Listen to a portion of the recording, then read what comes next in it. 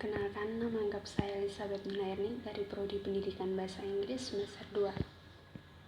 Di sini sebelumnya kepada yang terhormat guru mata mata kuliah, dosen Rita. Di sini saya akan menjelaskan pendidikan anak usia dini, usia 0 sampai 8 tahun. Anak usia dini adalah anak yang sedang berada dalam rentang usia 0 sampai 8 tahun, yang merupakan sosok individu yang sedang berada dalam proses perkembangan. Perkembangan anak merupakan proses perubahan perilaku dari tidak normal menjadi normal, yang tidak matang menjadi matang, dan dari sederhana menjadi kompleks. Suatu evolusi manusia dari ketergantungan menjadi makhluk dewasa yang mandiri. Ada beberapa poin. Yang pertama, karakteristik anak. Batasan tentang masa anak cukup bervariasi. Dalam pandangan mutakhir, istilah anak usia dini atau early childhood adalah anak yang berkisar antara 0 sampai 8 tahun. Masa-masa sensitif pada anak usia menurut Montessori mencakup sensitivitas terhadap ketergantungan lingkungan atau mengeksplorasi lingkungan. B. Pertumbuhan dan perkembangan anak. Pertumbuhan dapat diartikan sebagai perubahan bersifat kuantitatif sebagai akibat dari adanya pengaruh luar atau lingkungan. Pertumbuhan mengandung arti adanya perubahan dalam ukuran dan struktur tubuh sehingga lebih banyak menyangkut perubahan fisik. Prinsip-prinsip perkembangan anak. Perkembangan individu berlangsung sepanjang hayat, dimulai sejak masa pertemuan sel ayah dengan ibu atau disebut masa konsepsi. Dalam perkembangan individu dikenal prinsip-prinsip perkembangan sebagai berikut. Yang pertama, setiap anak memiliki kecepatan atau tempo dan perkembangan kualitas yang berbeda. Contohnya seperti ibu pada setiap orang tua memberikan entah makanan itu secara berbeda-beda, pertumbuhan anak juga akan berbeda. Yang kedua, perkembangan secara relatif beraturan memiliki pola-pola tertentu.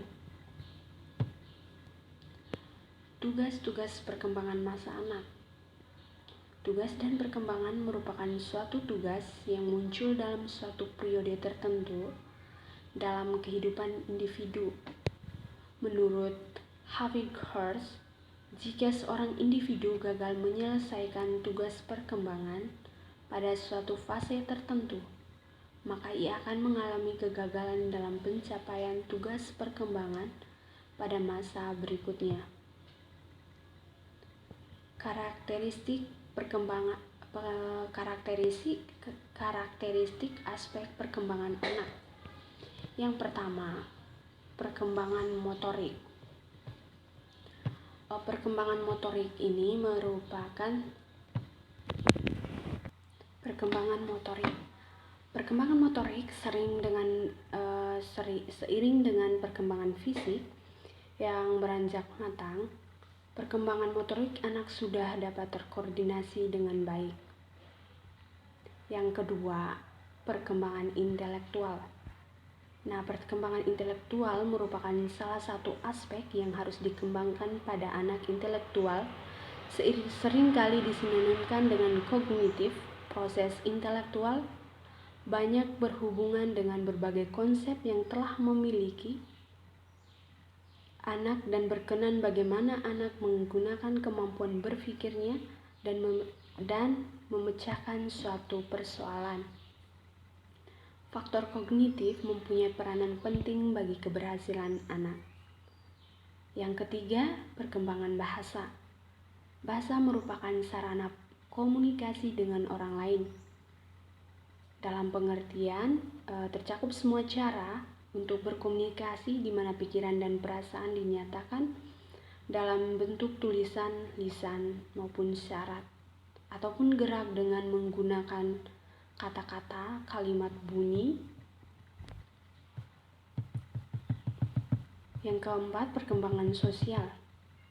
Perkembangan sosial merupakan pencapaian kematangan dalam berhubungan sosial atau merupakan suatu proses belajar untuk menyesuaikan diri dengan norma-norma kelompok, tradisi maupun moral agama. Yang kelima, perkembangan emosi. Menginjak usia sekolah dasar, anak mulai menyadari bahwa pengungkapan emosi secara kasar tidak dapat diterima dalam masyarakat. Anak mulai belajar nilai-nilai atau tata cara kehidupan. Sedangkan moralitas merupakan kemauan untuk menerima dan melakukan peraturan, nilai-nilai, atau prinsip-prinsip moral.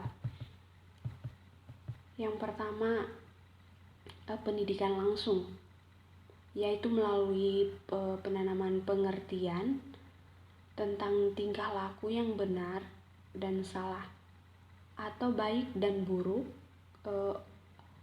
oleh orang tua, guru, atau orang dewasa lainnya. Yang kedua, identifikasi.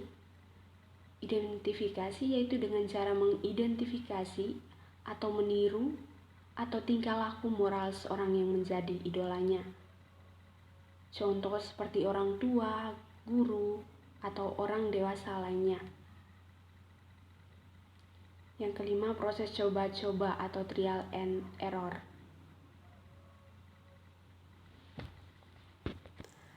Sekian yang dapat saya presentasikan. Selamat pagi.